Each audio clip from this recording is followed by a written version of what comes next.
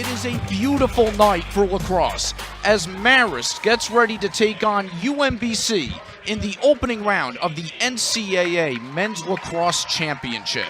65 degrees and sunny skies here this evening as Marist and UMBC ready to square off.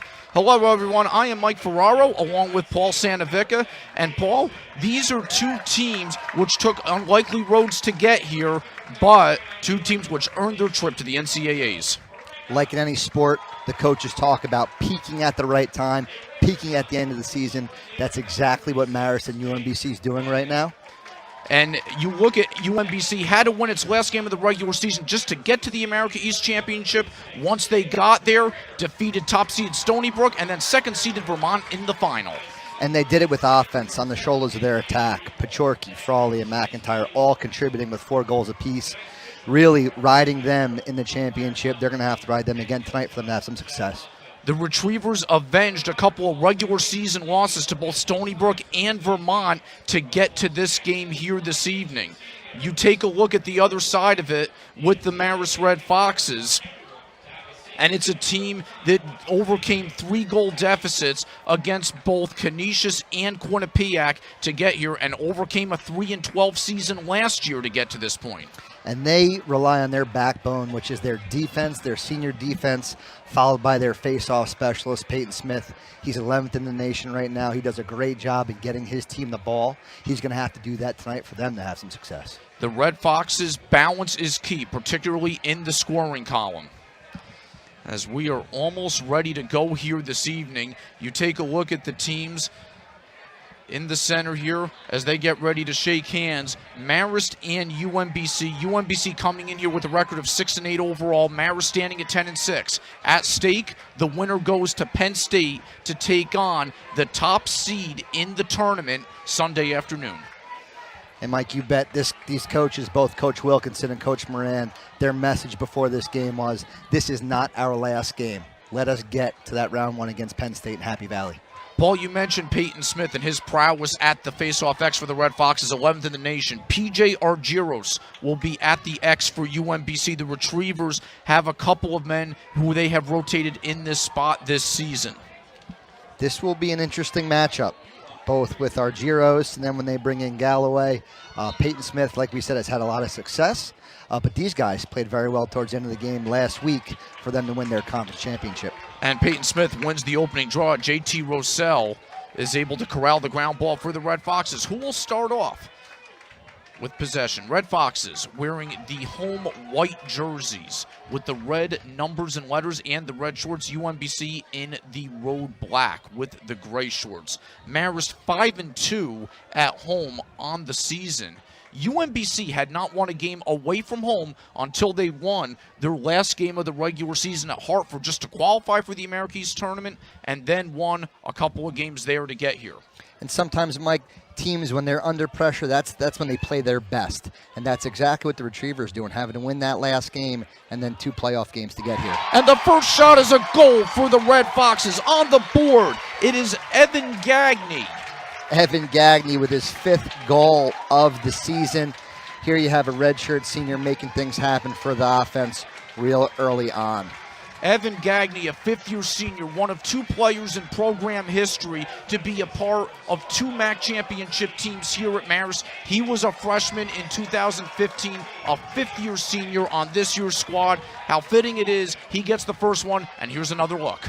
And Mike, we talked about it. This team, they're going to drive, they're going to draw the double, and they're going to move the ball. They're not going to care who puts in the back of the net. It doesn't matter as long as it goes. Gagne with the goal, his 5th of the season. James Lyons gets the assist.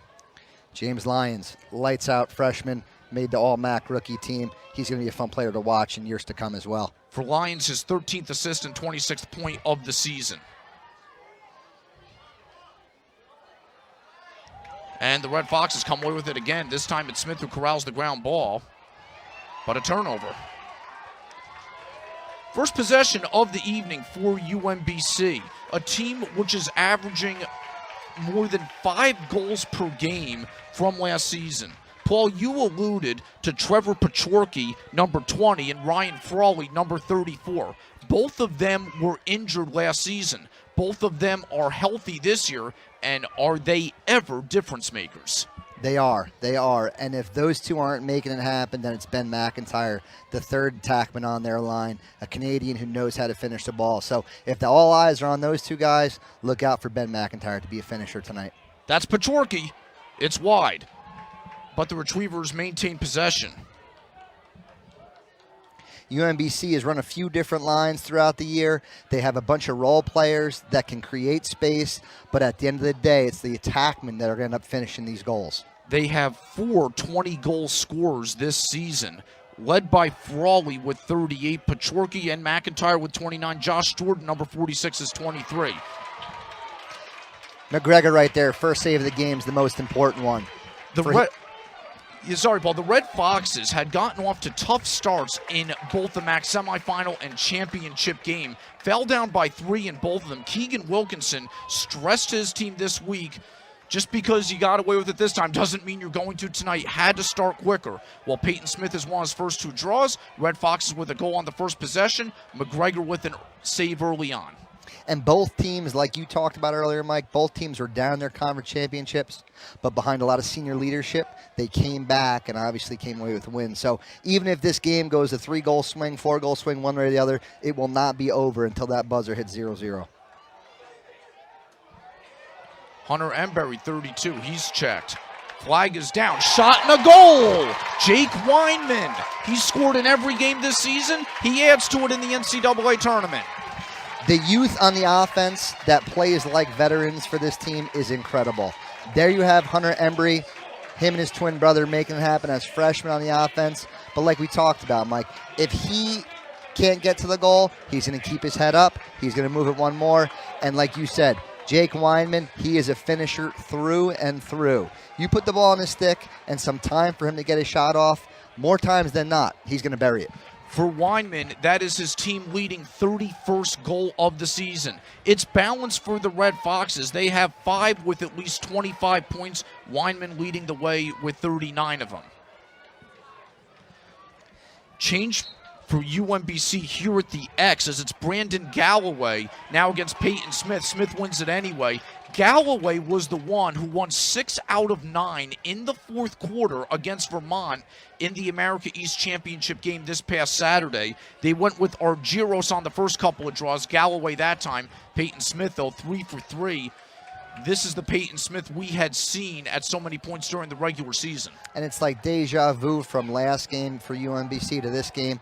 They started out with Argyros, and then Galloway came in. He was a finisher. He was their Mariano Rivera and was able to get his boys the ball, and they obviously put a bunch of goals up late in the game for them to beat Vermont in their conference championship. Red Fox is now in the attacking end. On the far side, that's Jojo Pareca, who had struggled to gain his footing, but keeps it alive for the Red Foxes. Joe Tierney up top, number 6. He was the most outstanding player in the MAC championships. UMBC likes to employ this zone every now and then in between possessions at random parts during the game. Marist is really going to have to move the ball, not play too much one-on-one, but move the ball. The ball moves faster than the players. Move the ball to get some open lanes and open shots on this goalie. Danny Isaac, number 32, was the one who picked up the ground ball for UMBC to start this possession, his 17th ground ball of the year. He's also taken some draws for this team. And now the Retrievers, will get to see them in the offensive end for just the second time this evening. 4.5 minutes old. The Red Foxes in front by a count of 2-0. Marist goals coming from Gagne and Weinman. Here you have a new line of UMBC midfielders, guys that are athletes, can go to the goal, take their short sticks, and they'll move the ball.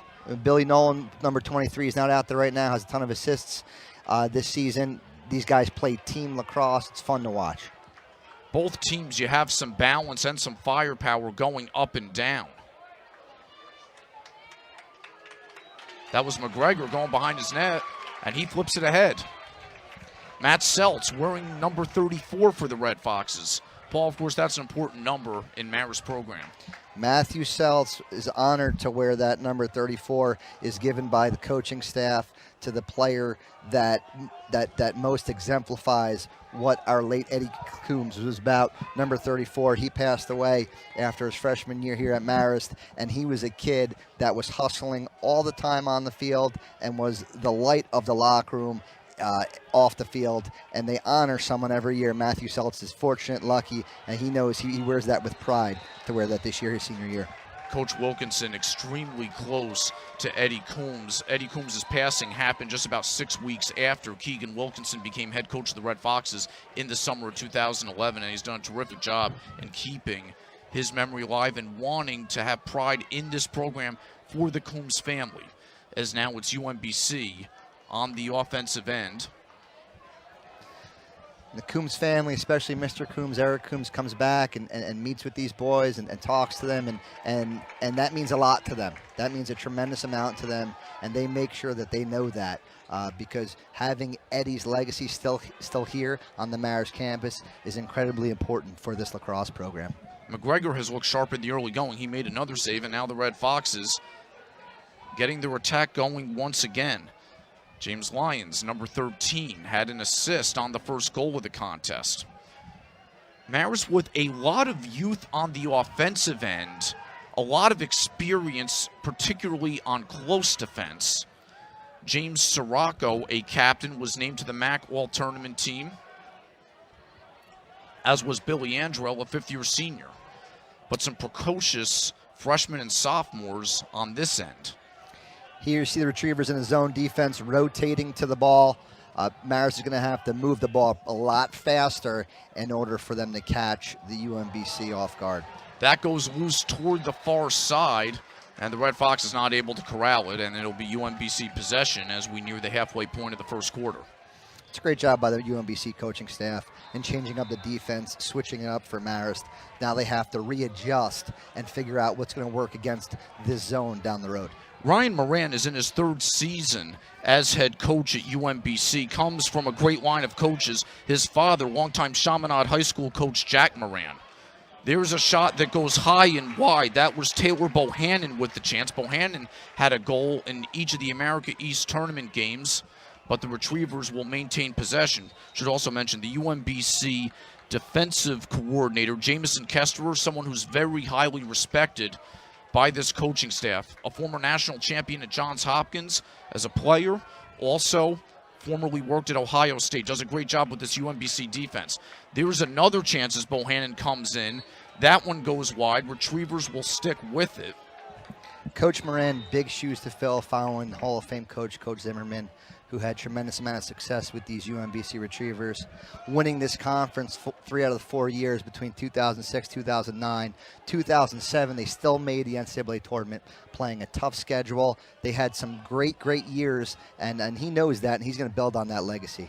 And there is the UMBC first goal of the game, and it comes from Steven Zakelli, his 11th of the season, and Marist's lead is cut to 2-1. Zakelli, along with his brother Michael, here on this team, the 33rd set of brothers in UMBC program history, and Steven Zakelli gets the Retrievers on the board. And we are going to have our first time out of the contest. 6:49 left in the first quarter. Marist 2, UMBC 1. You are watching ESPN 3.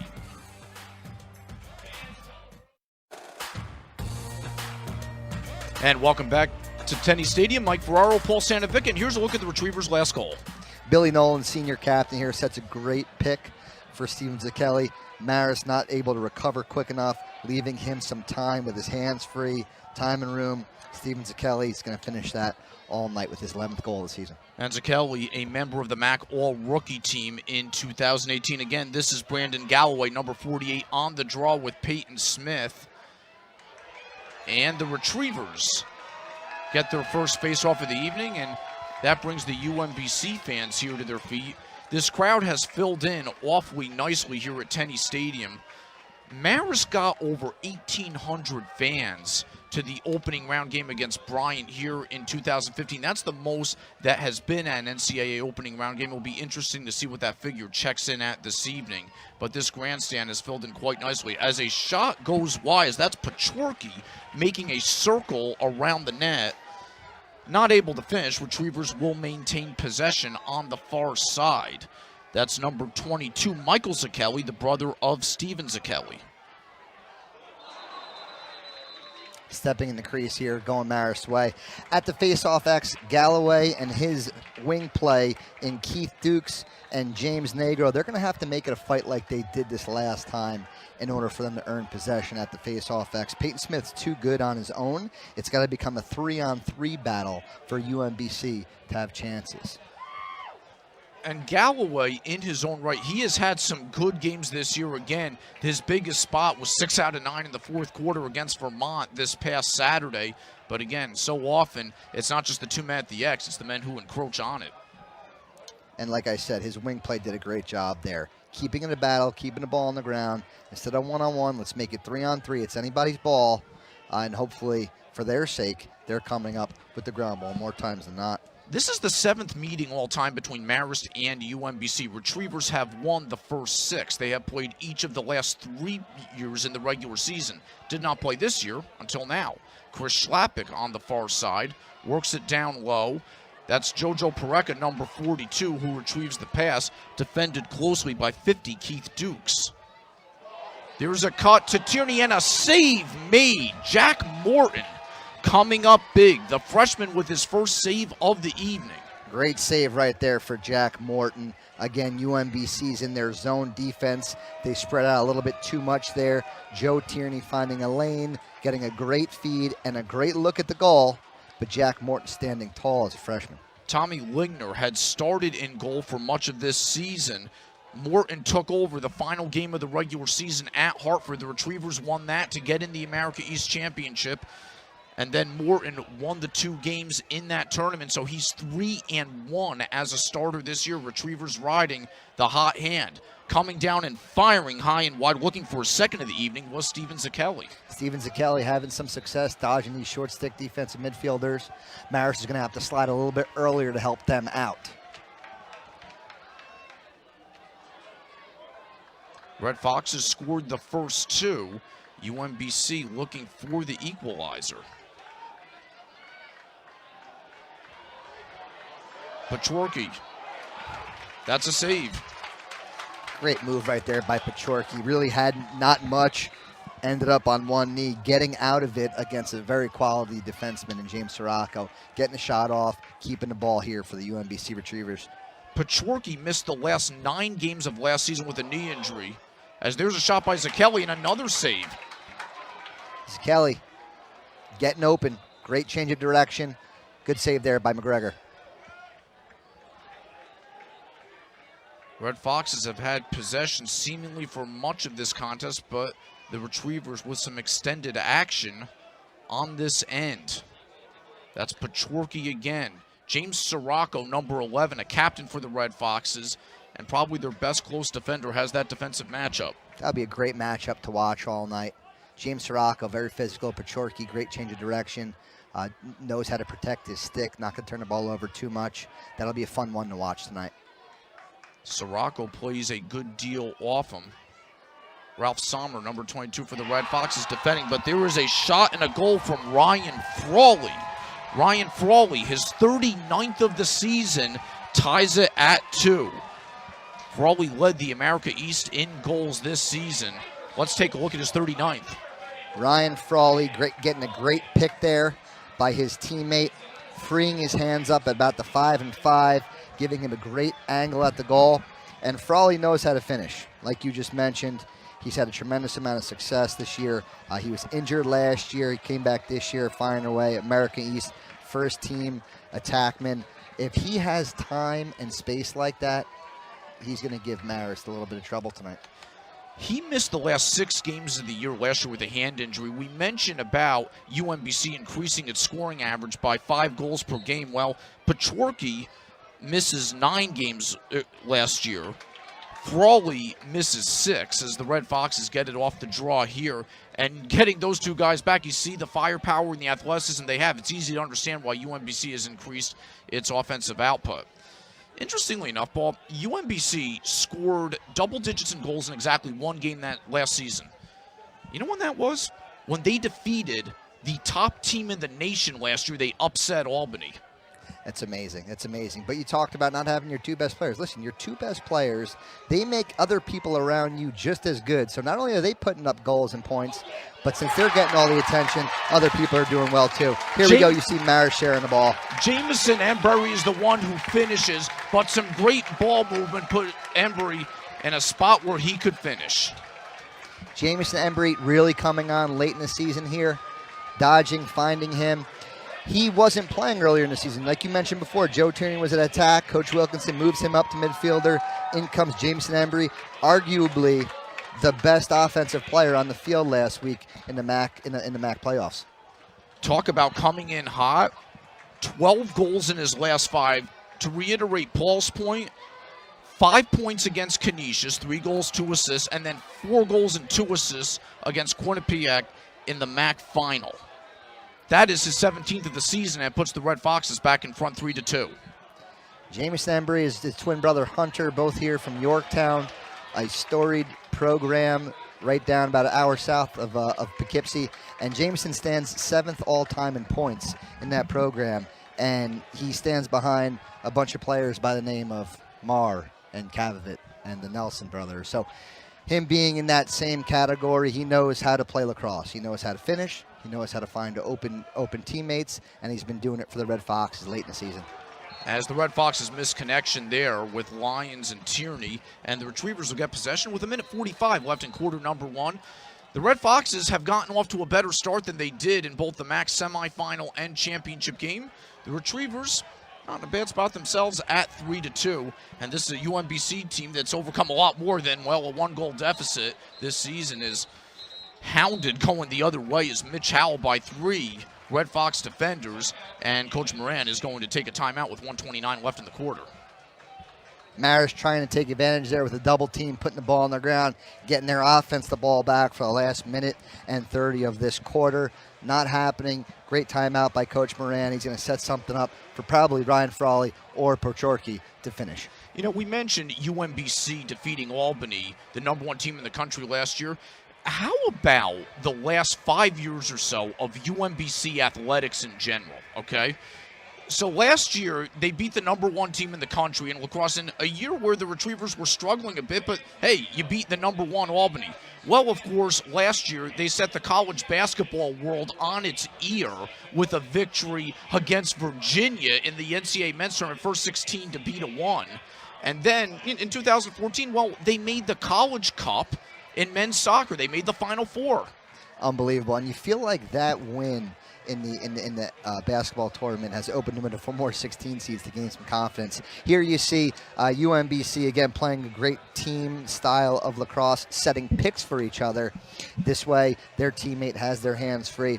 Marist maybe switching later on in the game this quarter, second half, in order to not give them any space to get these quality shots off. And the same thing with Marist. They're going to play similar team ball. They're not going to have this one stud shooting down the alley, one-on-one offense. He's going to draw the slide, he's going to keep his head up, and he's going to move the ball. They're going to get the most quality shot on the field. They're not going to settle for these shots from 15 yards out. As a purist, you have to love it, Paul. You have to love the team involvement. You have to love how well coached both of these teams are, how prepared they are. Keegan Wilkinson, you see him right there, head coach of the Red Foxes in his 8th season, second time on this stage in the NCAA tournament. And you mentioned with UMBC, Ryan Moran in his 3rd season. He is just the 3rd head coach in UMBC history. You know, you alluded to Don Zimmerman being here 23 years. Before him, Dick Watts was here 23 years as well. So UMBC, some great coaching tradition, some great tradition within that program as well. And now Ryan Moran in his first appearance in an NCAA tournament. And his Retrievers have possession as we approach 1 minute left in this first quarter. And the Retrievers tie it up. It's Josh Jordan, the transfer from Rutgers, with his 24th of the season, and we're tied at 3. UMBC not wasting any time out of the timeout.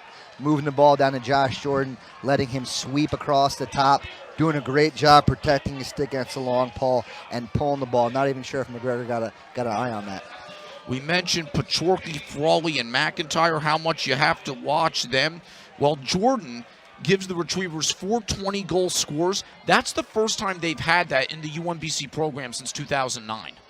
And he won't be shy. You know, we talked about playing team ball. He plays team ball as well, but especially in man up, they're going to try to get him the ball, and he brings it. He packs a punch. So when he gets his hands free from deep, he's going to pull it. McGregor's got to be ready. Galloway against Peyton Smith on the draw. The Wings encroach. A stalemate to this point. Galloway doing a great job tying up Peyton Smith there. He didn't do that last time. Peyton Smith won it cleanly. There he tied him up, but great ground ball there by freshman JT Roselle. Outlet to his defender. Now here Marist is clearing the ball. JT Roselle, in his freshman season, 6 ground balls in the MAC championships last weekend. Is Red Foxes, if they so choose, this could be the last possession of the first quarter. Marist scored the first 2 of this contest. UMBC has battled back with 3 of the last 4 as we approach 30 seconds left in period number 1. Marist doesn't have to worry about the shot clock here. They got 25 seconds to get the best look at the goal. And they're going to wait. They're going to take their time. They're going to wait for this last shot here. They're going to take one dodge at it. Yep, Michael Smith, number 37, takes a look back at the clock.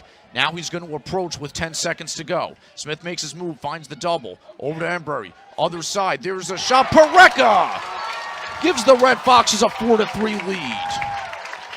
JoJo Pareka, first of the night, 26th of the year. Marist back in front. Tic-tac-toe. Michael Smith draws the slide unselfishly, keeps his head up, moves it to Hunter Embry. Embry looking across, skip pass to JoJo Pareka. And you just mentioned it, Mike. JoJo's had great success this year finding the back of the net. Here he is, pulling it sidearm, low to low, bottom right corner. Not much Morton could do there. That's a great shot, great location. That's a tough one to save.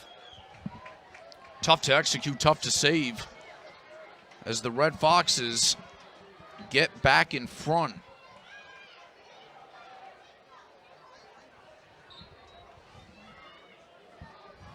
As Roselle picks up another ground ball, and that will end period number 1.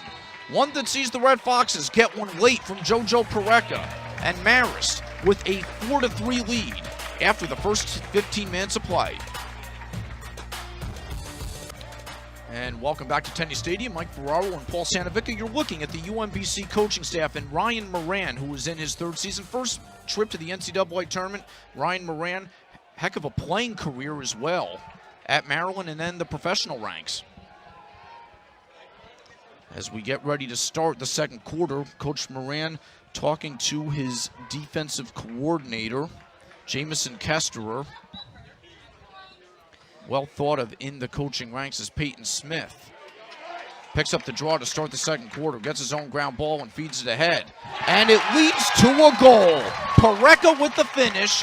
That's his second in 14 seconds between the end of the first and start of the second. Credit Peyton Smith here, winning the ball forward, drawing the point defenseman, moving it 1 to Jamison Embry, 1 more to JoJo Pareka. Now, instead of going low to low, change it up a little bit. He saw that already. Now we're going low to high, top right, top cheddar. So for Pareka, his second, and JoJo Pareka comes from an amazingly athletic family. His sister, Sydney, is a senior at the University of Florida. Want to wish her good luck. They're playing Johns Hopkins in the NCAA tournament 2 days from now. His older sister, Shayna, also starred at Florida. She's now an assistant coach at Wagner. Their father, Joe, a former collegiate football player at Albany. So some great genetics in that family, and JoJo Pareka has made a great impact on this Marist program, a selection of the MAC All-Rookie team. JoJo Pareka, not a bad football player himself, all-county football player out on Long Island, along with fellow teammate on this team, James Lyons. And that's some pretty solid football out there on Long Island. That's also a characteristic of Coach Keegan Wilkinson. As off the faceoff, it is still loose, and it is picked up by Seltz near the center of the field. Coach Wilkinson mentioning he likes to recruit those with football and lacrosse backgrounds, likes the athleticism in multi-sport athletes, likes the blue-collar mentality that so often goes with football as well. And he's recognized what's a good fit for his program, as Keegan Wilkinson coming into this game with a record of 65-44 overall in his 8 years at the helm with the Red Foxes. Coach Wilkinson played his game at St. Joe's and at DeMatha with a ton of grit and blue-collar style, and then he coaches that. He coaches just like that, and that's the kids he wants to recruit, and he finds the football players bring that to the table more often than not. Joe Tierney thought he was going to load up. Now he does. It goes wide. A change in goal for UMBC is Tommy Lingner, who did make 10 starts in this season, 10 starts in UMBC's first 11 games. He is in goal now. Tommy Lingner, an all-rookie for the American East Conference last year. He's a great goalie, and I'm sure Coach Moran and the defense are very confident with him at their backs. We mentioned that UMBC has made some changes at the faceoff X and in goal throughout the season. As he comes up big there's a save by Lingner, as Weinman had a point-blank chance. But Coach Moran, he has his finger on the pulse of this team, and the changes that he's made throughout the season seem like he's found the sparks at the right time. Confidence is huge in between the pipes. It's a physical game, but especially at the goalie position, it is a very, very mental game. And once you get that first save, that confidence, that tends to be a good thing for goalies going forward in the game. You mentioned Marist recruiting. Well, how about UMBC? A 41-man roster for the Retrievers, 27 natives of the state of Maryland. Paul, you know that's a hotbed down there. You mentioned DeMatha Catholic as well. As there is a goal for UMBC, is falling to the ground. It is Pachorky who gets his first of the evening, and the Retrievers have it back to a one-goal game. Steven Zakelli there, drawing a defender. Trevor Pachorky doing a great job cutting behind the sliding defenseman and getting his hands free just for a split second above goal line extended and finishing that goal in tight. Mentioned Maryland recruiting for UMBC. Pachorky, a graduate of Severna Park High School. UMBC has 5 players from Severna Park. They also have 4 from Archbishop Spalding and 3 from DeMatha, which is where Keegan Wilkinson went to high school. Long Island and Maryland 1 and 2 in terms of high school powerhouse lacrosse. When you pull from that area and those schools you just mentioned, you're going to have some success at the college stage as well. And UMBC controls it off the draw as the Retrievers try to get the equalizer. Marist has not trailed in this game. The Red Foxes have led by 2 goals twice at 2-0 and then 5-3 early in the second quarter. This game will go down to the wire. We talked about even if one team does take a big lead, it's not going to be over. These guys know how to play from behind, and of course they know how to play with a tie and a head. This game's going to go right down to the wire. Mitch Howell, number 7, Celts defending him. Goes over to the far side. Michael Zakelli, number 22. Here comes Pachorky. Ralph Sommer was on him that time. Coming out in front, and that one goes wide. And James Sirocco was able to pick up the ground ball for the Red Foxes. Sirocco, a captain wearing number 11, will lead it up. Great ground ball right there by Sirocco. Part of his game that doesn't get talked about as much. He's a great on-ball defender, but he definitely does a great job when that ball hits the ground as well, with 44 ground balls in the season. That defense as a whole between Sirocco, Sommer, Andrell, all seniors. When you have all seniors, whoever's behind you in goal is going to be very confident that they're going to see some shots that they want to see. That's a lot of experience that's helped out a first-year starter in McGregor.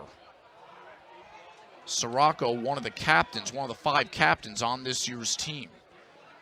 Pareca being hounded by Keith Dukes, number 50. UMBC back into their zone there. Hunter Embry finding a lane to Weinman, but Weinman trying to get it off as quick as possible. Ligner does a great job in goal there. Moves his feet. He shifted very quickly.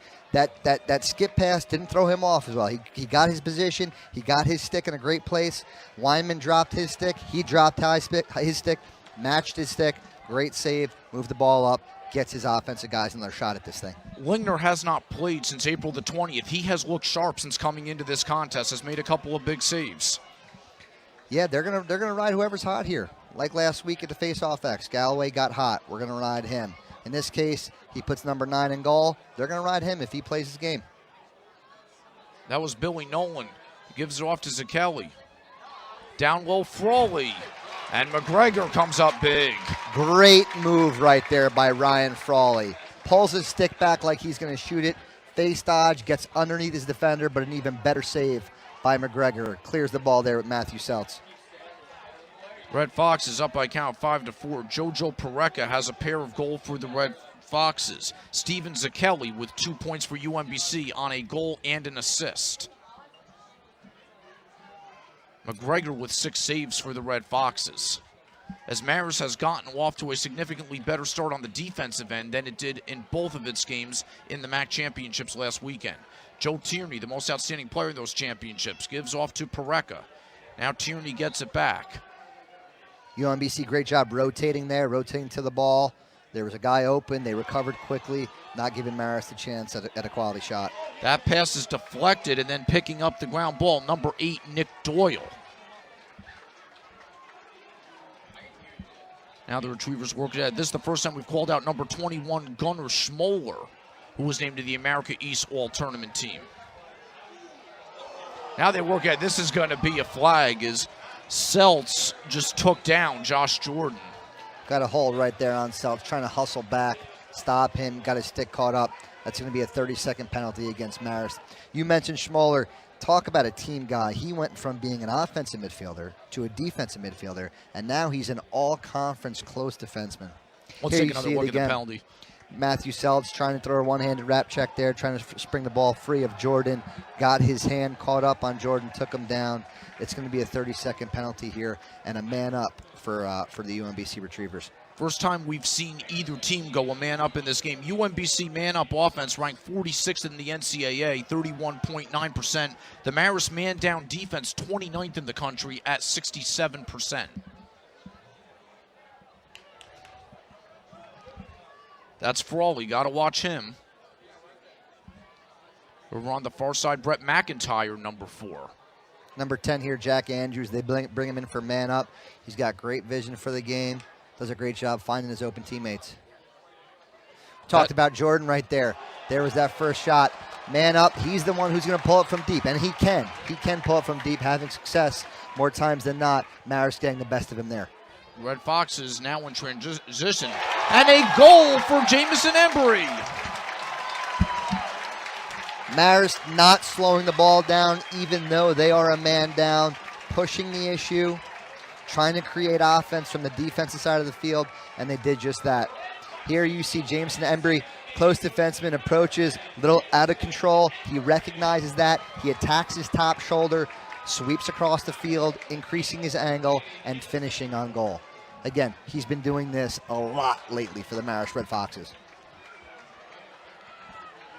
Coming in on fire, and he's kept it going so far in this one. Want to credit on the defensive end. That was Sam Algram who had the play to keep that one going. Sam Algram, a great player. He splits time here with JT Roselle at long pole. He's really come on late for the Marist Red Foxes. That was a great man down set by Marist, but I'm sure Coach Moran's going to look to his offensive players, specifically Jordan, to get some more quality shots off in man up. You don't want to be really taking 12 yards out there, especially if the goal you're playing is hot. I think that was the 7th save of the night. The goalie's hot. He's going to have those all night. They're too good to settle for those shots. Move the ball, find the open guy, finish in tight. JT Roselle with another ground ball for the Red Foxes. Marist up 2. The Red Foxes have not gone up 3 at any point this evening. Also, they have never trailed. UMBC has made some stops defensively in these situations, and they may have just gotten another one as it stills, and they do get one, is on the far side. Corey Gaines here bringing the ball down. But the offense, Trevor Pachorky slowing the ball down, recognizing they don't have numbers. Let's get our offensive midfielders on the field. Defensively, UMBC's in their zone, and they're making Marist throw these skip passes, and they're doing a great job getting their sticks in the lane, putting the ball on the ground, picking the ball up, and bringing it back to their offensive end. That's 23, Billy Nolan now on for UMBC. Now it's Jordan. Billy Nolan's going to attract a long pole here, and they're going to hedge out a little bit. They're going to pressure him a little bit, try not to get the ball on his stick. We talked about him. He's got great vision. He does a great job finding his teammates. He's sitting at 20 assists as a midfielder. That's a lot of assists in general, let alone at the midfield. So they're gonna hide him a little bit. They're going to shade him a little bit, try not to let him have the ball too much. Frawley fired that one wide. UMBC still in possession.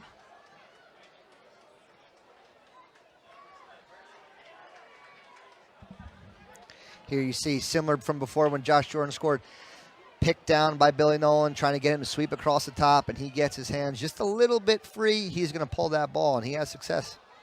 Seltz and Sommer made him give that one up. Shot clock winding its way down to 10. Here's Nolan. Algrim on him. Shot clock down to 5.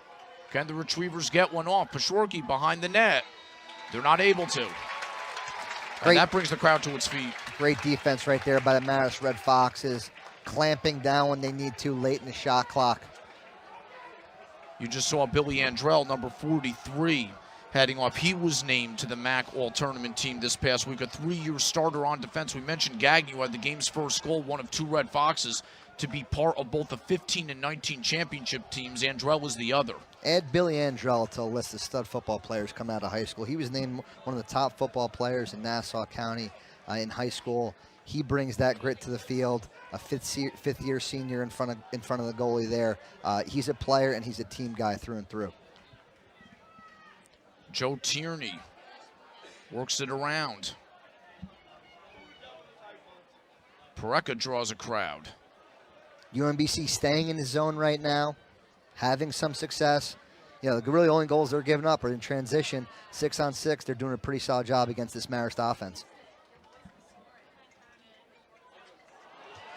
Tierney tried the cross-field pass. It did not get there. And that's kicked ahead. There it is again. Marist trying to find those skip passes, and those are not easy passes. There we go. We got a big hit here, and the refs are letting them play. And that's a big save by McGregor off Pachorky. Big collision coming off the pass. Some great action there in the last few seconds, and how the Red Foxes, after an eventful few seconds, will slow it down on the offensive end. Great action right there. Buddy pass to the UMBC midfielder. Doing a great job holding on to the ball, moving the ball. McGregor even better save, stopping UMBC, not just from a goal, but building a ton of momentum there with that play. Closing in on 4 minutes left until the half, with Marist in front by a count of 6-4. Shot from the far side goes wide as Gagnon tried to get his second. Lingner seeing the ball very well there. That shot was off the goal, but he was down there on it. He's feeling it right now for the UMBC Retrievers. Chris Schlappick, number 15, he played well in the MAC championships last week. Shot from Weinman goes wide. Another name, Schlappick, where you didn't hear too much during the regular season. A local town out of Marlboro, New York, Highland High School. You didn't hear his name too much earlier in the season. He came on come conference time, and he helped his team out big time. Schlappick played at Highland High School, as you mentioned, Paul, is in the Hudson Valley.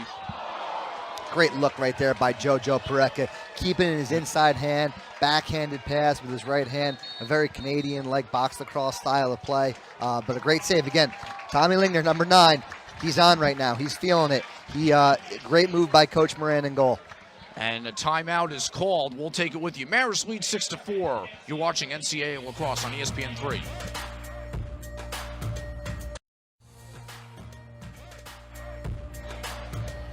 We're looking at that play before. Pat Clip getting the buddy pass. James Lyons doing a great job with the hit.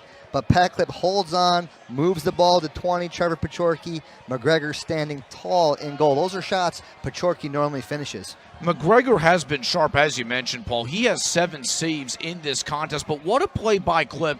The hit's coming. He makes the pass from his back. And Pachorky had a 1-on-0, and McGregor was able to stonewall him. Now, On the other end, UMBC has gotten some good goalie play from Tommy Ligner. First time that we've seen him in a few weeks. We were talking about Chris Schlappick just before the break. He had a point-blank chance just now, but Ligner coming up big. Coach Moran calling for a timeout, and now the Red Fox is going back to work with less than 3.5 minutes left in the second quarter. Like you mentioned earlier, Mike, Coach Moran having a good beat on his team, knowing when to make these moves at crucial times. Listen, this is an opening round game in the NCAA tournament. Not many coaches may take that step and change goalies in the middle of the first quarter. Coach Moran did just that, and it's working out for him right now. He's had a great feel for this team and wanted to press buttons this season. Schlappick with the chance. That one got deflected in front and is retrieved by Ligner. Believe that Keith Dukes deflected it on the way in.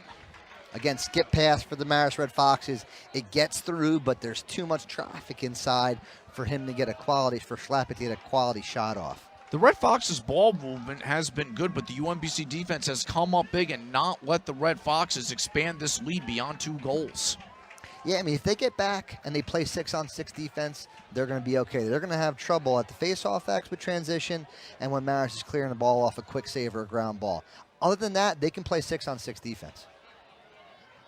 UMBC in the attacking end, and they get one back. Great hitch right there. Billy Nolan not meaning to shoot that at all, but making the correct play and it working out for him and his team.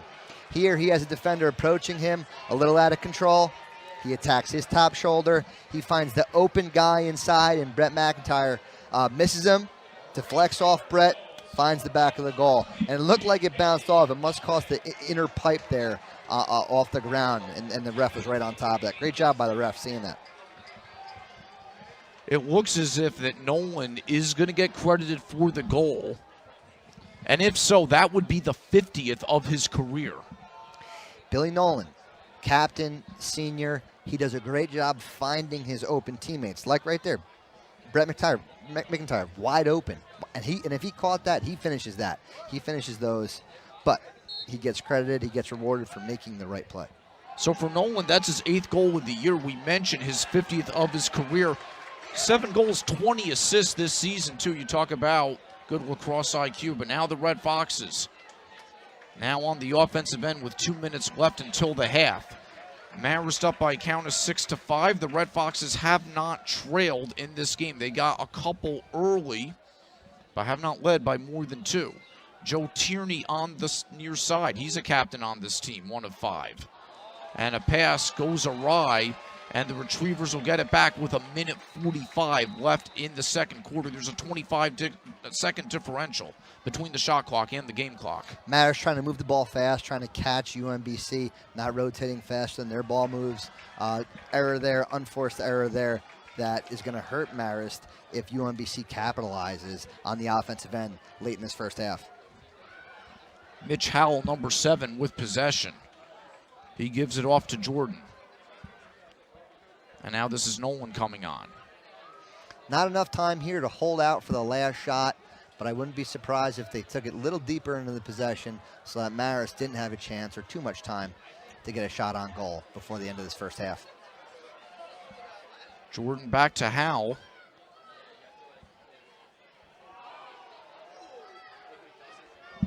Here's Nolan with under a minute to play in the quarter. Marist doing a good job switching on their picks, something they weren't doing before, and the UMBC guys were getting some time to shoot. Here now they're switching, not giving their UMBC Retrievers any space to shoot. Sam Algrim with another good defensive play. Great defensive play there, knocking the ball down, picking up the ground ball, staying in the offense here. But Marist going to slow down, wait for some help, get their 6 offensive players on the field, and now they can hold for the last shot. As we approach 20 seconds left in the second quarter, Schlappick comes on. Near side to Tierney. 15 seconds, he makes his move. Tried to feed it down low to Weinman. They were not able to connect. Weinman trying to cut through the defense there. He sees the back of UMBC's head. Looks like they're saying UMBC tipped it. It's going to go Marist ball. So the Red Foxes will get it with 11 seconds left in the quarter. Great cut there by Weinman. Veteran cut there. Saw the back of his defender's head. He just couldn't handle it or looked like UMBC got a piece of it. Jamison Embry checked. with 5 seconds. Double team, tries to give it off. Trying a shot over his shoulder was Weinman. That does not go. An entertaining 30 minutes of lacrosse has come to an end as at the half, Marist leads by a count of 6-5.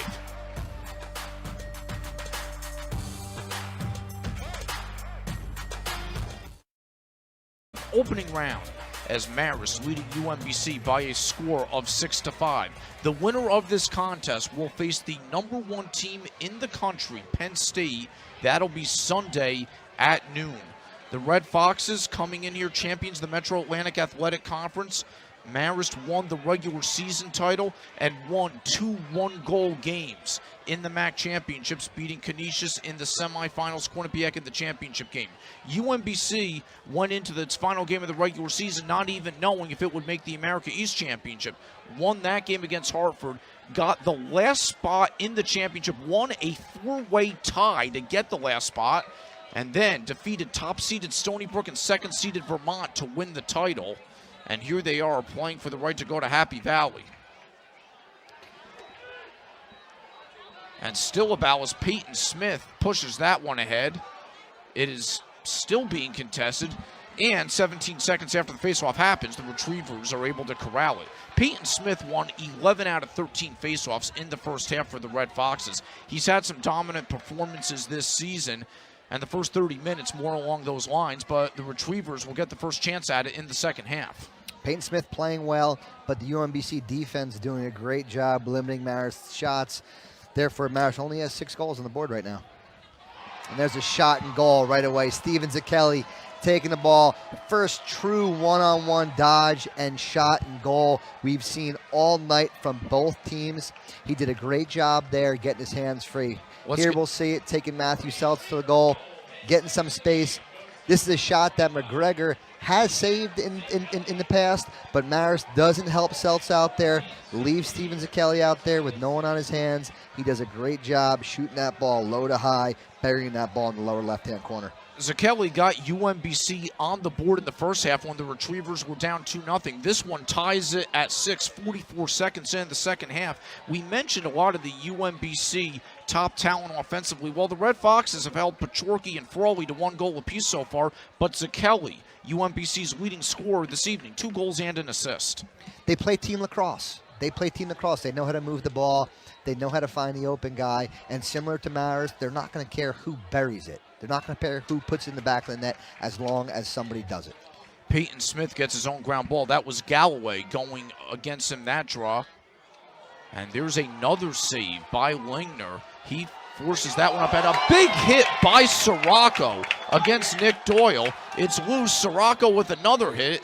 It goes out of bounds, and the Red Foxes will get it. James Sirocco with 2 hits on that play to make it happen. Senior captain, you better believe he's planning on this half not to be the last bit of lacrosse he plays in his career. 2 great hits right there by James Sirocco.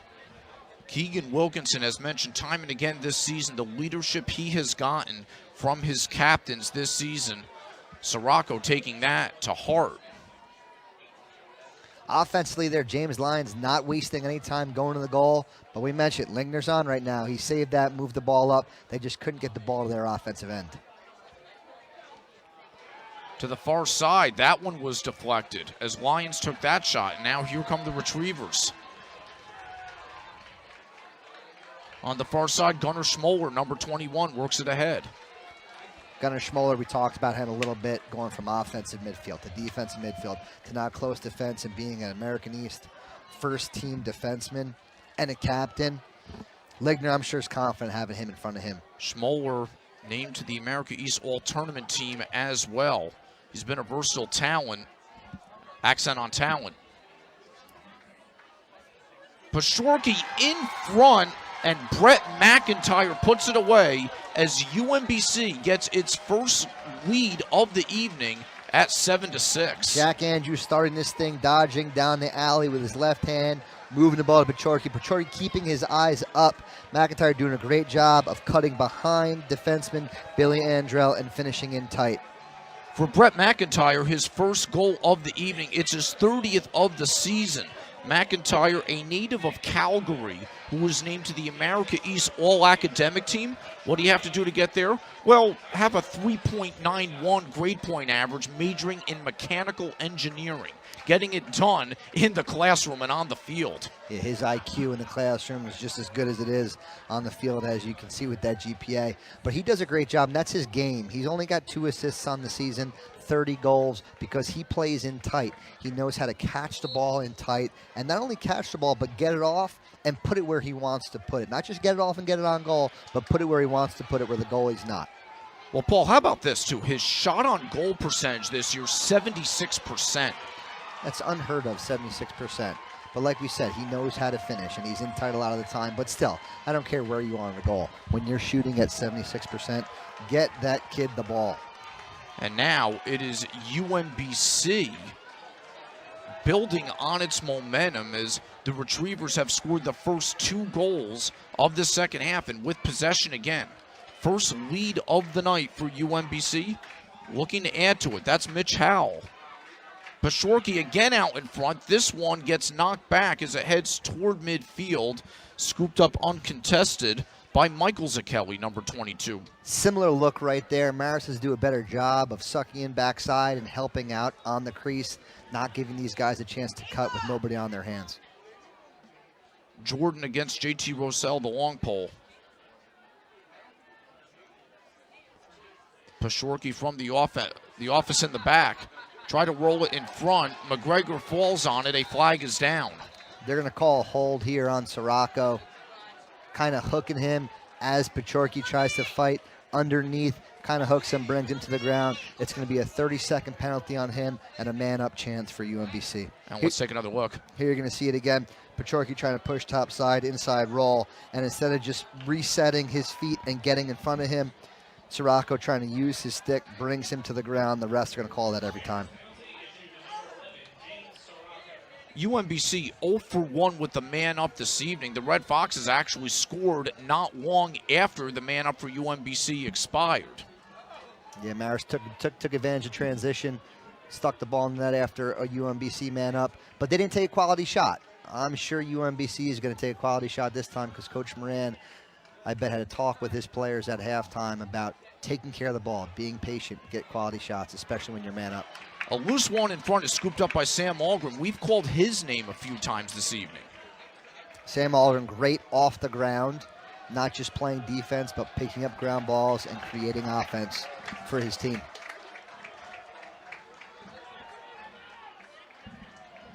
And the man up has expired. Red Foxes 2 for 2 defending that this evening. Chris Schlappick, number 15, coming on. We mentioned before, graduate of Highland High School, is talked about lacrosse hotbeds. It's really working its way more so into the Hudson Valley now. Coach Wilkinson has done some clinics in the area as well, trying to grow the game in the area. Michael Smith, number 37, gives it off. Yeah, you have solid lacrosse around the area. South of here, in Section 1, you have your Yorktown, your John Jays of the world. North of here, you have the Albany area, Niskayuna, Shenandoah, and then especially around Syracuse, West Genesee is the cream of the crop in New York State. And, of course, Long Island we talked about being the powerhouse. Schlappick's shot is defended, doesn't get through, and then Wigner scoops it up and sends it ahead. Charging ahead is Danny Isaac. His shot goes wide. Danny Isaac not being shy there, trying to take advantage of some numbers, and that's a tough shot to save for McGregor if he gets it on goal.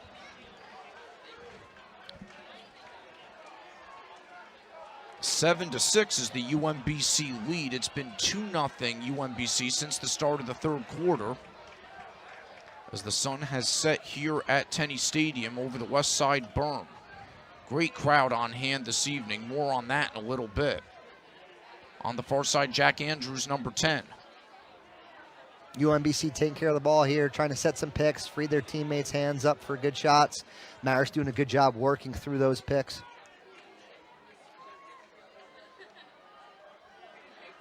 Oh, there we go. We see a pick there, and then he slips. Number 10, Jack Andrews, gets his hands free. Tyler Amrado going over the head. Not necessarily a place you want to be going over the head, missing it, but Jack Andrews missing the goal. Andrews tried the low shot, but the Retrievers retained possession. Shot clock now under 20. There's Frawley. Summers done a nice job on him. A shot from the far side goes wide. Zakelli took that. UMBC gets it back, but with 10 seconds to shoot. UMBC is just going to sub their offensive middies here, go to the goal with their 3 attackmen, see what they can get, but not giving up any transition. They've already subbed their defensive midfielders on the field, and they're going to play 6-on-6 defense now against Marist. And Petrorki tried to feed it in front, tried to create late in the clock. Not there, and now the Red Foxes will go on the offensive end. Feels like the first true possession by the Marist Red Foxes. Let's see if they capitalize. Jake Weinman, 46 on the near side. Michael Smith now comes on, number 37. Tierney to Smith. As UMBC again packing it in down low. Staying in their zone. Not going man-to-man defense, staying in their zone, rotating around the outside, making Marist have to take advantage of some lanes. Marist moving the ball well. Shot by Lyons, that goes wide. Lingner racing for it, but in vain. The Red Foxes will get it back. Jamison Embry will start it back up. Marist moving the ball quick enough to get a shot off, but with Tommy Lingner, the way he's playing right now, that's the kind of shots they want to see. An elusive move by Smith. Now Embry tries to scoop it. Not there, going loose toward the far side. Lyons racing for it, is able to keep it in. Shot clock, though, down to 7. He fires it back to Tierney, down to 4. Tierney fires, and that's a save by Lingner. James Embry trying to take advantage of the backhand there, just missing the net. And Joe Tierney trying to get a last shot off before the shot clock dies. We've gone more than halfway through this third quarter now, and the Red Foxes have not scored at this point. Some great defense by UMBC. And, Paul, we were talking off air during halftime about, well, how do you defend this Marist team? And there are a lot of benefits to playing the zone that UMBC is. Yeah, you really have to move the ball fast. You have to find skip lanes. You know, and Marist being a young offense for the most part, that's a tough way to play. You know, especially now with the shot clock. You can't really wait for a great shot when you're playing against a zone defense. You still have to push the issue, and UMBC doing a great job. And they're also doing a great job on the offensive end. Being patient, not turning the ball over, waiting for their shot deep into the shot clock. So it's really limiting the time possession for the Marist Red Foxes. Red Foxes doing a solid job defending thus far in this possession as the shot clock now under 20. Great job right there by Seltz, short stick defensive midi against Josh Jordan, a quality midfielder, not going for that fake. Shot clock now down to 5. Here's Mitch Howell down to 2, tried to feed it in front, and McGregor makes a save as the shot clock goes off Ryan Frawley. Great feed right there, great shot by Ryan Frawley. McGregor on it. And UMBC already got a long pull on. So, again, late in the shot clock, they're going to take their offensive middies off. They're going to put their defensive middies on the field. They're not going to allow Marist to have transition because that's really when Marist has had success in transition. 6-on-6, not so much. UMBC leading by a count of 7-6. We've mentioned that these teams had played over the past few years, and a lot of those games had been tight, low-scoring games. Thought we might see some more goals this evening. Be interesting to see how these last 20 minutes or so play out. Schlappick, number 15. Far side to Tierney. Crossfield pass. Weinman tried to get it to the cutting Pareka, and it goes out of bounds on the far side. Skip pass there from Lyman to Pareka, kind of a sidearm pass.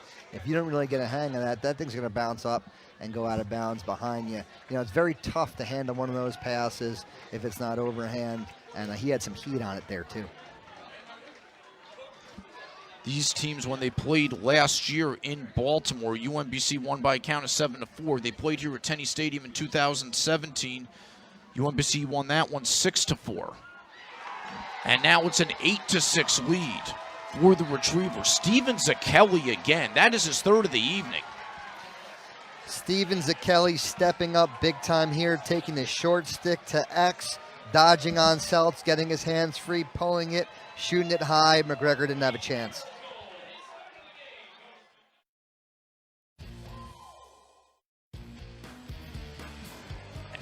And back here at Tenny Stadium, Mike Ferraro along with Paul Santavica. You see a packed Tenny Stadium here. The crowd for tonight's game, 2,134. That is a new record for an NCAA Men's Lacrosse Championship opening round game, breaking the record by about 300 from what was here from the Marist Bryant game in 2015. These fans, predominantly the ones wearing red, had a lot to cheer about early on, but it's been the Baltimore crowd, the UMBC fans, who have had a lot more to cheer about recently, as the Retrievers have outscored the Red Foxes 3-0 in the third quarter, and UMBC with its largest lead of the game at 8-6. Coach Wilkinson, his team on an 0-3 run there, trying to stop some momentum, calling the timeout, bringing his team back in, and I'm sure telling them, listen, we just let up 3, but we're still only 2 goals behind, and we've been here before. And interestingly enough, that the Red Foxes had to deal with this in both games in the MAC Men's Lacrosse Championship, but more so early on, because Marist was down 3 early to Canisius, gave up the first 3 goals of the game, was down 3 early to Quinnipiac, fought back, won both of those by 1 goal. Keegan Wilkinson has said that the key for this team in overcoming those deficits, again, with the depth offensively, not so much the top-heavy power in terms of goals, but the overall depth, is that it's a team that believes that it can overcome a multiple goal deficit. The difference now is it's quarter number 3 that they see it, and not quarter number 1 or quarter number 2. Yeah, and that's a credit to the coaching staff and Coach Wilkinson, Coach Record, Coach Scarcello, 2 guys that played for Coach Wilkinson, who knows this is not unfamiliar territory for this program. But you bet that Coach Moran is talking to his team about, okay, we got this lead right now. Let's finish them out. Let's make it too big. Let's dig this hole so big that in the fourth quarter they don't have a chance. Peyton Smith has won 13 out of 17 faceoffs this evening. JT Rosell again, great wing play, coming up with another ground ball, leading it into the offensive end, and now the Red Foxes are going to slow it up. Number 14, Evan Gagney, had the first goal of the evening, a 5th-year senior. Red Foxes working it around. Embry tried to finish, it went wide. Great take right there by Embry. You know, Joe Tierney, number 6, junior captain for Marist, he's another one who they look to spark plug them offensively. Look for him to make a play as well. Weinman tried to feed it in front, goes wide. It will stay with the Red Foxes. You mentioned Joe Tierney. He scored 7 goals in the MAC championships last week. None so far this evening. UMBC defense, again, doing a great job. You don't get offensive midfielders on the field too much in transition, so it's more of an attack-surrounded offense in the transition. So that's why you haven't really seen Joe Tierney on the scoreboard. And they're doing a great job 6-on-6. Here they are again, limiting Marist's quality shots, limiting their dodging here, keeping them in front of them, packing it in, and letting Ligner look at shots just like that. Earlier on, before that shot, that was 32, Danny Isaac with a really good defensive job against Lions. Shot clock now under 10 as the Red Foxes will restart this one from behind the goal. It's Embry. Embry trying to feed it in front. That one gets deflected, and the Red Foxes not able to get a shot off. Again, great defense on that possession by UMBC. On the last part of it, number 30, Corey Gaines, did a great job on Embry. Corey Gaines, great defender, an excellent football player back in his day in high school. Did a great job there. Embry has had a lot of success from the X, if not turning the corner and scoring, but finding his open teammates in front of the goal.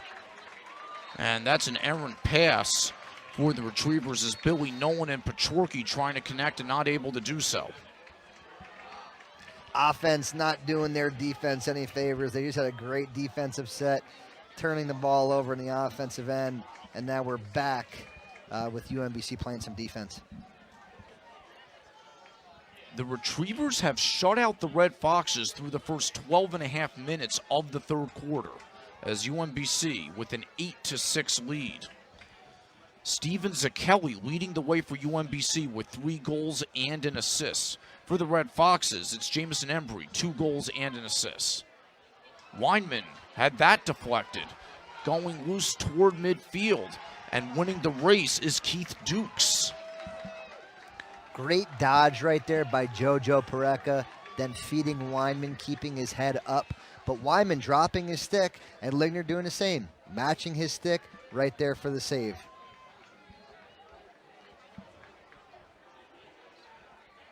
Here's Kelly again. Pashorky. The feed in front. There's a save made by McGregor. It's loose in the crease, and he's able to retrieve it. Great save by McGregor. That was a great look by Frawley. Moving Sekeli to the back of the net, inverting him, letting him dodge short sticks from behind. They had some success with that earlier, and there he created offense. It was one more, then one more to Frawley, and Frawley normally finishes those. McGregor, good job there in goal. Frawley, a gifted goal scorer, 39 on the season. He has one tonight.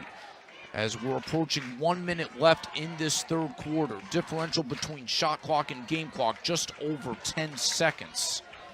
Can the Red Foxes get one here in the third? That's an errant pass as Weinman trying to connect with Michael Smith, and it goes out of bounds. Wyman again looking for that skip pass, but throwing it sidearm. As many lacrosse players and coaches know, the sidearm passes, very tough to be accurate and also very tough to handle.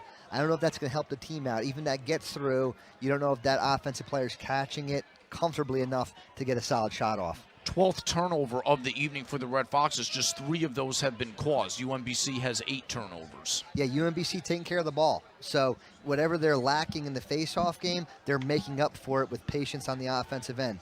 Really caring for the ball, killing Marist in time of possession in the second half, and it shows in the scoreboard.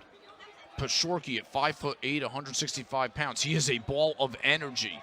And the feed and the finish. Great job there by Pachorky, drawing a guy, moving it behind to Michael Sekeli, who pushes the left side with his left hand. Looks like McGregor might have got a piece of that, but listen, you put someone like that close to the goal, above goal line extended with a great angle to shoot, Division I lacrosse player like Sekeli is going to finish that every time. Michael Sekeli has his first of the evening and 9th of the season.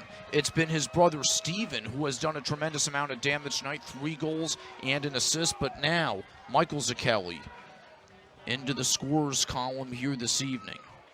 The Sekeli brothers from Severna Park, Maryland. Same high school as Pachorky as well.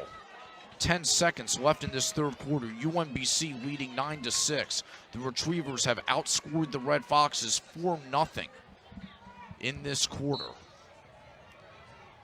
Peyton Smith wins the draw. He charges ahead, tries a scoop pass to Embry, tried the feed back. Roselle wasn't there, and that is the end of the third quarter. UMBC charges ahead.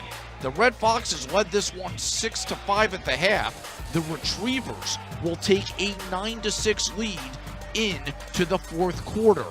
And we'll be back with the final 15 minutes on ESPN3.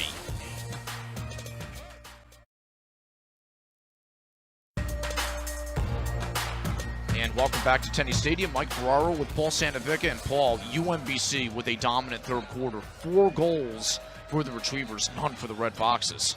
Yeah, Steven Sekeli, Michael Sekeli, and Brett McIntyre getting in the action there. We talked about Frawley and Pachorky a lot pregame. These other guys are picking up the slack, and they're playing very well on the offensive end. We mentioned that UMBC has a diverse attack, 420 goal scorers, and the Sekeli brothers, who haven't even factored into that, well, they have come to play this evening. Steven Sekeli came into tonight with 13 points. He has 4, and his brother Michael getting 1 there late in the third as well. So now Peyton Smith against Brandon Galloway at the Faceoff X. Red Foxes have had 14 of 18 faceoffs go their way tonight, and that one draws loose, and the Retrievers get it. The ground ball was picked up by Billy Nolan. UMBC doing a great job in the second half at the face-off X. And even if they're not winning it, they're really not letting Peyton Smith get out front and create offense for his guys.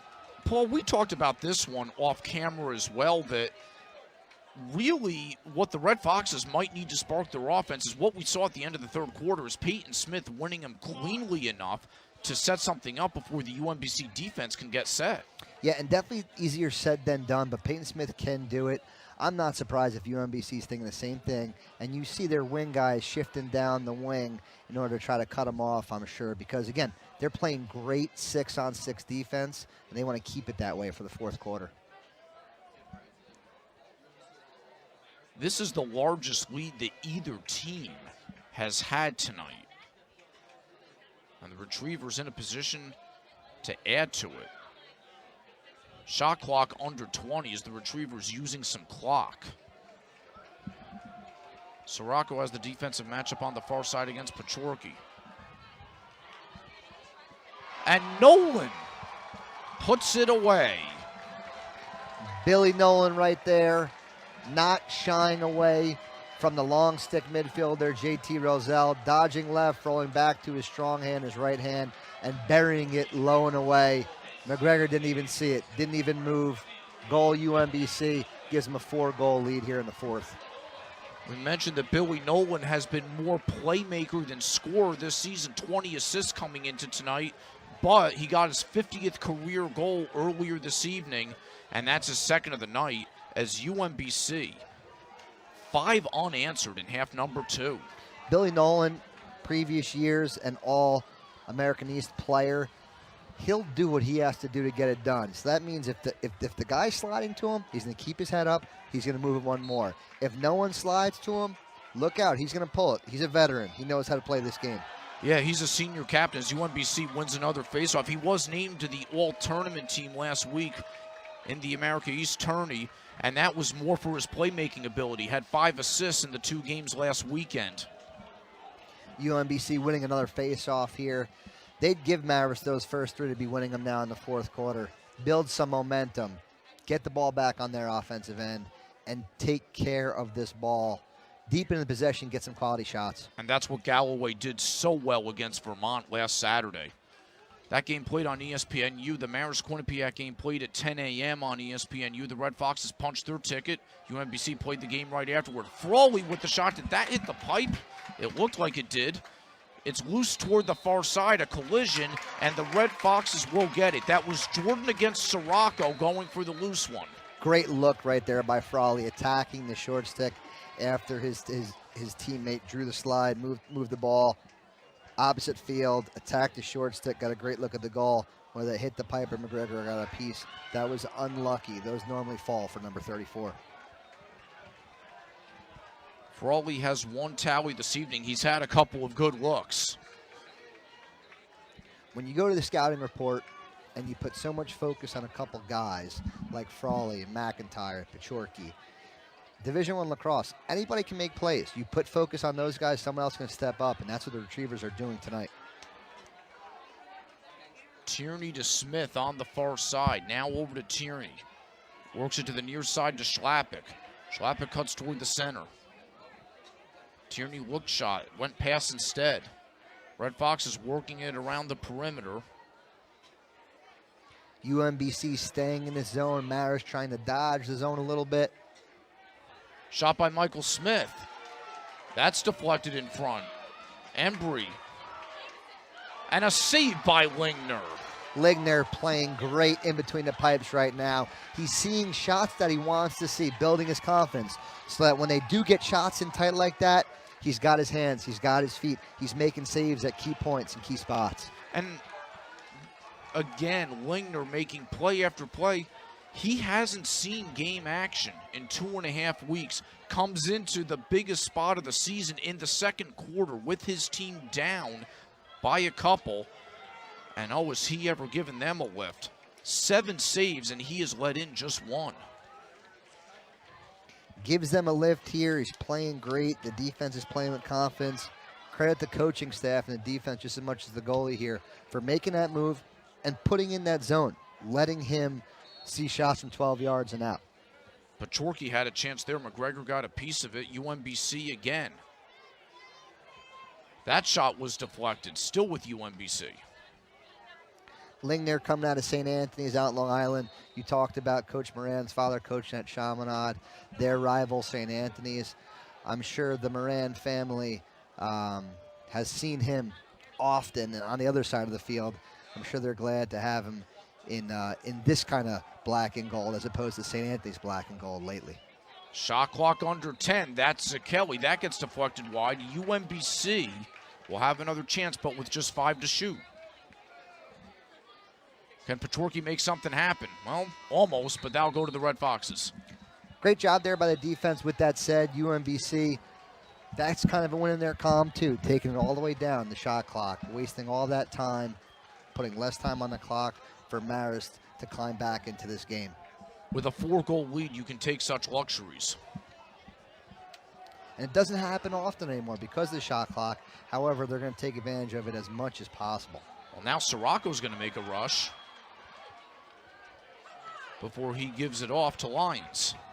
Look for all seniors out here on both sides of the ball to make any play possible for them not to be going home tonight, for them to be playing in Happy Valley. The last Marist goal came at the 8:01 mark of the second quarter by Embry. That made it 6-4. So 5-0 UMBC in this half, but 6 straight in all. Can the Red Foxes get back in this one? A feed in front, and Linder knocked that one away. Great look, great shot. Lingner might have saved that shot with his foot or his leg, doing whatever he has to do to get himself in front of that ball so it doesn't hit the back of his net. And we approach 9 minutes to go. Look at this, Coach Moran racing down the sideline to get a timeout for his team. Brian Moran calls timeout here for UMBC, and the clock stops with exactly 9 minutes to play. Unbelievable save here by Lingner. Great look by Embry in tight. Great foot save, and then saving it from rolling in. That's going to build some momentum for UMBC here.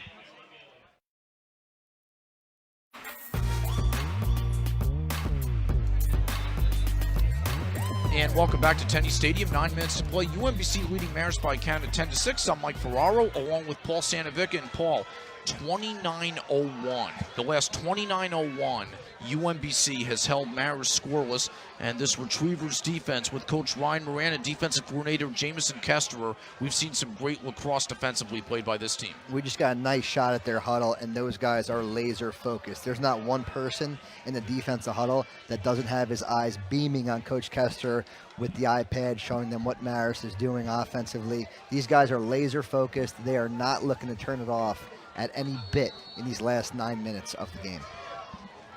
And again, UMBC can use some time here on the shot clock. They can use up to another minute. UMBC leading in shots 33-28 in this game. Shots on goal, and edge to the Retrievers by a count of 20-15.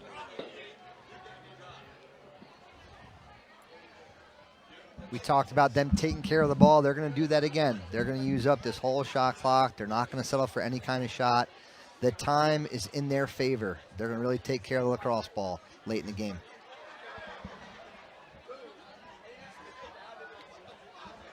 As the Retrievers, as Paul mentioned, content to use some clock. Petrorki tried a whirling dervish move in front, send it wide. UMBC will get it back. As off the restart, this will be Steven Zakelli. Great pick right there by Michael Zakelli, allowing Petrorki to free his hands, get a solid shot off. This is Michael Zakelli, number 22. Shot clock now under 10. Here's the feed down low to Frawley, and he puts it away. Great look, even better finish there. Frawley looked like he was about to roll away and just not give this a shot. Sure enough, he flips his hips, low to high, used Seltz as a screen. McGregor didn't have a chance there. That was a veteran play right there. That's a goal scorer's goal, and we talked about Billy Nolan and his playmaking ability. Well, he gets the assist on that one. His feed set it up. Yeah, he's a veteran. He's a captain. He knows how to find his guys. And Frawley easily could have just rolled back, given up on the possession, let our guys play defense. Instead, he flips his hits and gets a good shot off on goal.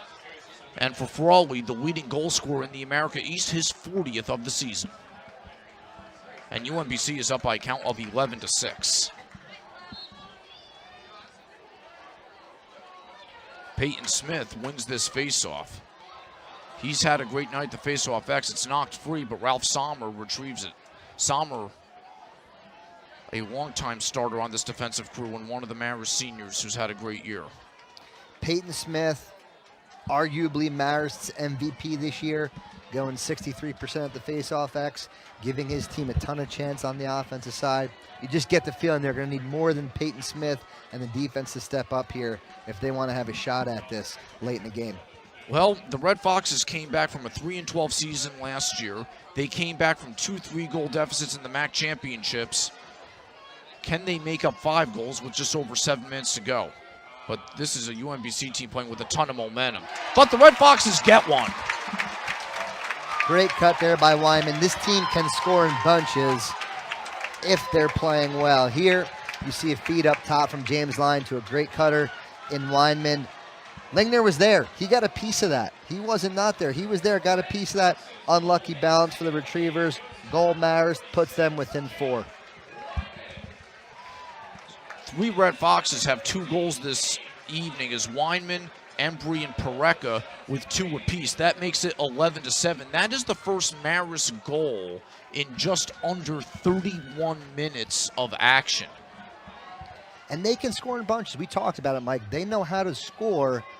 Will this zone defense allow them those quality shots to bury the ball in the back of the net? I don't know. Coach Moran, Coach Kestner doing a great job with this defense. And like we talked about, number 9 in between the pipes for the Retrievers, standing on his head right now. And the Red Foxes will get the faceoff. Brandon Galloway fought Peyton Smith hard there, but goes to Marist. Red Foxes down 4. Crowd starting to get a little bit back into it here. That UMBC surge left the fans at Tenney Stadium, all 2,134 of them silent for a while. Nonetheless, a great crowd, many clad in red here this evening, although UMBC with a good traveling contingent as well. Here's Weinman. Here's another. Great take right there by Weinman. Great take. Getting the defense to rotate. Again, this defenseman coming out not under control. Attacking now his top shoulder a little bit too much. Face dodging underneath his left hand, coming back top side and finishing on the net. That was a great take by Weinman. For Weinman, his 3rd of the game and his 33rd of the season. He's been consistent, has scored in every game this year. 5th time this season he's had a hat trick. Hartford, Siena, Virginia, and then Quinnipiac in the championship game of the MAC last Saturday. And these guys need to step up in big times. You know, you're going to turn to your guys that knew how to make plays all season. You're going to turn to them tonight in order to keep your season alive. If the Red Foxes are to make a comeback, it starts right here at the X with Peyton Smith. Brandon Galloway is a battler there, though. 2 in a row there for the Red Foxes. UMBC, Galloway doing a great job killing that momentum right here with that face-off win. That was a huge face-off. Marist wins that face-off. You hear the crowd get up. You'll hear the sideline get up. Now that the Retrievers have won the face-off, given their offense a chance, they're going to take their time again. They're going to relax. They're going to wait deep into the shot clock and limit the chances Marist has in the 4th quarter. Great job by Galloway winning that one as close to clean as you were going to get. The Retrievers can run this clock down to just over 5 minutes as now we're under 6 to play. Will the Retrievers find their way to Happy Valley, or will the Red Foxes pull off another comeback in a season full of them? Bringing the short stick behind here, attacking the short stick defensive midfielders, using picks here. They're attacking. Matthew Seltz behind. Billy Nolan shot. McGregor got a piece of it. He looked behind him. UMBC will not only get possession, the Retrievers will get a new shot clock as well. Pachorki hitting a pipe right there. That's a matchup they like. Short stick defensive midfielder against Pachorki behind where he's comfortable. He's going to take him every time.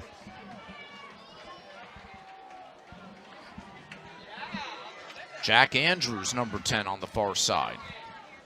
He's matched up against Tyler Amarato, number 44. Andrews feet in front and a goal. Brett McIntyre with the answer for UMBC. UMBC Retrievers having a ton of success inverting their midfielders, attacking the short sticks, making Marist slide early, leaving players like McIntyre open on the crease, Canadian finisher. Again, you get him the ball inside. I don't care where you put it on his body. He's catching it, and he's getting a quality shot off. McGregor can't do anything about that. We mentioned just his percentage of getting shots on goal. Well, look, you saw the replay right there. Look at his ability that the defense zigs one way, he zags the other. Credit Jack Andrews there. We see him on man up, but credit him for dodging and moving the ball, not wasting any time for Marist Red Fox to recover, moving the ball right now to an open guy, giving his team a chance to score right there. Jack Andrews does get the assist. That's his 8th assist of the season for McIntyre, his 31st goal. UMBC gets another faceoff. Peyton Smith trying to create offense right there, winning the ball forward and create transition. Not working out. UMBC doing the same on the other end of the field, but McGregor getting in front of it. Great save for the Red Foxes. McGregor got caught out of his goal, and Pachorky, who started it with the initial shot, finishes it with a goal. The Retrievers doing a great job of not giving up on the possession. McGregor, great save right away. The ball is still loose. Kelly fighting for the ball with McGregor there, picking up the ground ball, moving it into the front of the field, front of the net, giving Trevor Pachorky a chance to just put it on goal. McGregor rushing back to the goal, not getting a chance to settle his feet and get his stick on that ball. Well, UMBC had been so deliberate on so many possessions offensively, and you almost think, okay, they're going to use some clock, but Pachorky goes and attacks. It led to some chaos, and he was certainly able to finish. Yeah, trying to capitalize on some transition. 4-on-3 right there. Pachorky trying to finish, and ends up working out.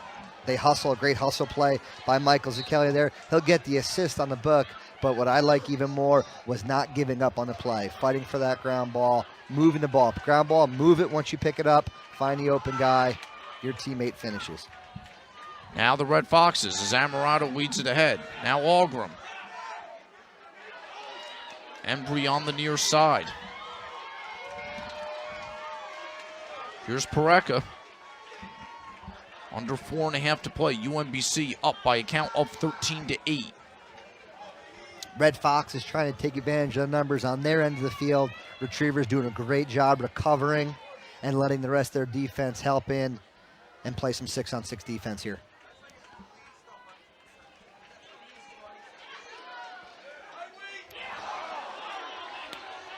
Great take right there by Evan Gagne, attacking the short stick, getting to his left hand. Low to high shot. Unlucky, just catches the pipe there, but it stays here for the Red Foxes. UMBC making its 7th appearance in the NCAA tournament. First time in 10 years. They have one win in NCAA tournament play. Under 4 minutes to go. That's Lions. And that got deflected. Yeah, and that one win came when they actually didn't win the conference, but still got into the tournament. Beat Maryland in 2007. Their in-state rival right there. I'm sure they're looking forward to trying to do it again next week now as they try to finish this game out with 3:25 left to go. Penalty will be called on 50, Keith Dukes. Red Foxes, though, with a chance, and that's Lions. And that one goes loose toward the far side. Laying their great save again there. Standing on his head. Coach Moran, coaching move of the night, changing goalies early on. Had the feeling that Morton just wasn't seeing it very well. Trusting going to his starter from previous years and last year, and he's playing well for the Retrievers tonight. Ryan Moran will call a timeout with 3:16 to go, as this will be a penalty assessed to Keith Dukes. Marist has not had a man-up opportunity until now.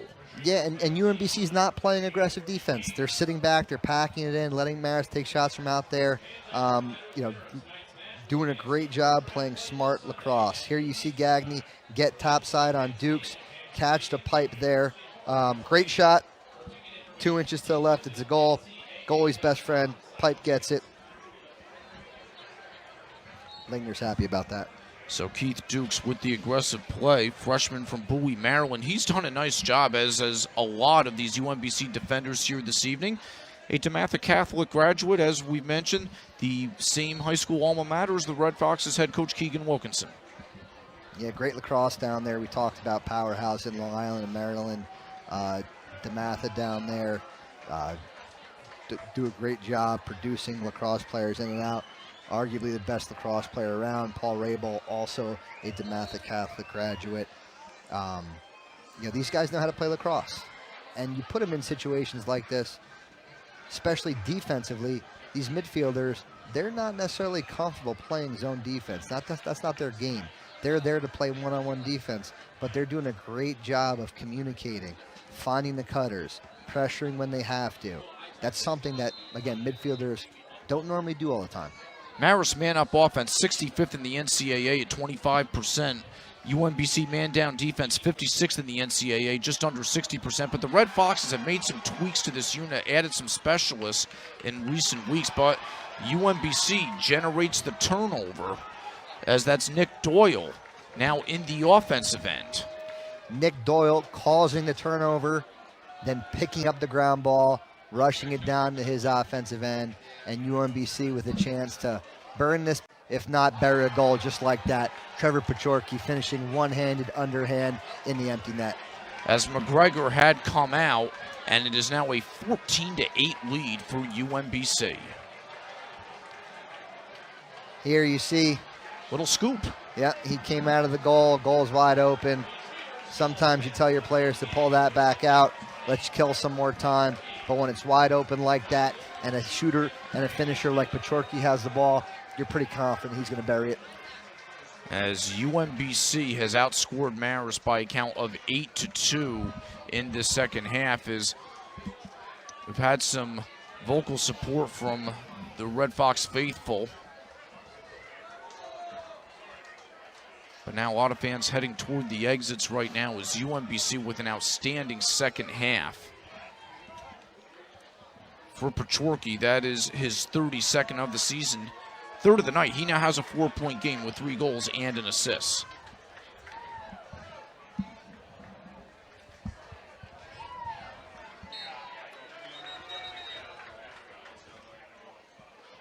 As a whistle, and the Red Foxes will now get it. Marist having to push the issue here, try to fill the back of the net as much as possible. 2:30 left, 6 goals to go. Tough hole to dig yourself out of at this point. That's Embry back to Schlappick. Michael Smith tried to go low, and that one went wide. Embry to start it back up to Pareca.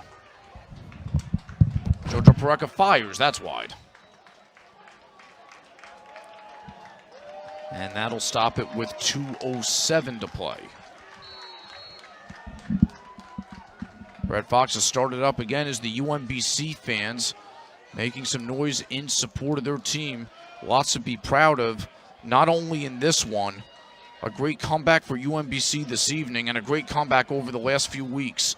A team that was down and needed a tremendous amount of help just to even get into the America East Championship.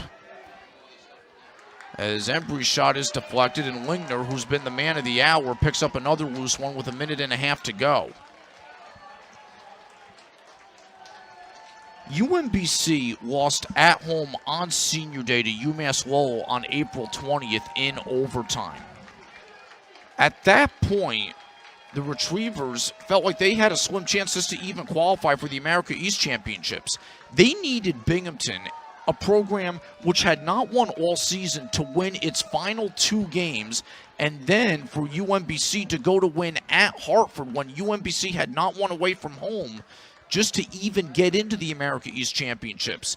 That all happened. UMBC comes out on the right end of a 4-way tie to get into the America East tournament.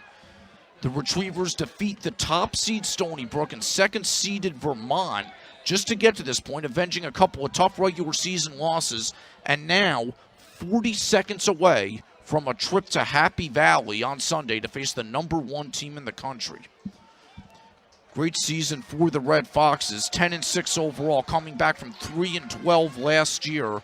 The program's 3rd trip to the NCAA tournament and 2nd in the last 5 years.